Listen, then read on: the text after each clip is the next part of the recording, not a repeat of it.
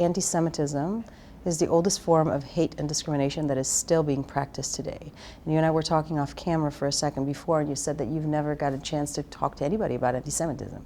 And that's what's happening. What's happening is that it's so prevalent, it's so pervasive, it's everywhere in our society, but for some reason, people don't give it as much attention. It comes from three different areas. Anti-Semitism is on the far right, which is the one that we can identify very easily. It's the Charlottesville.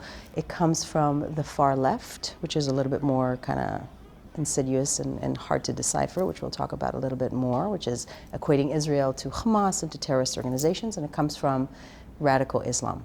The answer as to why, I can't give you this answer because it's been around for so long. It is so ingrained in our society. What I'm doing in my position in my life, as a part of my life's work, is shedding a light on it so people can actually get present to what it is that they're doing, because a lot of it comes from unconscious biases about the Jewish people. And you see somebody of a different ethnicity and you're like, yeah, all right, you immediately have this kind of relationship to that other. And people have the same thing about the Jewish people. So if it's the Jews have all the power, the Jews have all the money, the Jews in Hollywood, they control this, all of that is affecting what people think about the Jews. And with everything that's happening online, I do believe that to some extent the Jews and Israel are kind of patient zero with this. It's coming from something that's very deep in our society.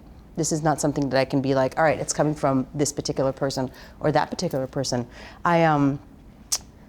So I wrote a book about Israel, which as part of the research, I get obsessed with various historical figures. One of them is Josephus, who's a historian that lived around the days of the first Jewish-Roman War in 70 AD.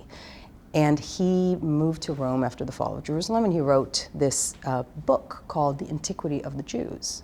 It was an epic 10-volume book that he wrote as a historian in order to fight pagan anti-Semitism in 74 AD. And when I read that, I'm like, wait, pagan anti-Semitism was so bad in 74 AD that this Jew in Rome felt the need to write about it. And this is what we're dealing with. It has been shape-shifting throughout the generations. And this is where we're at right now. It's the Soros, it's the Rothschild, it's the colonialism, it's all of this rhetoric that we hear. And it's spreading out online like never before.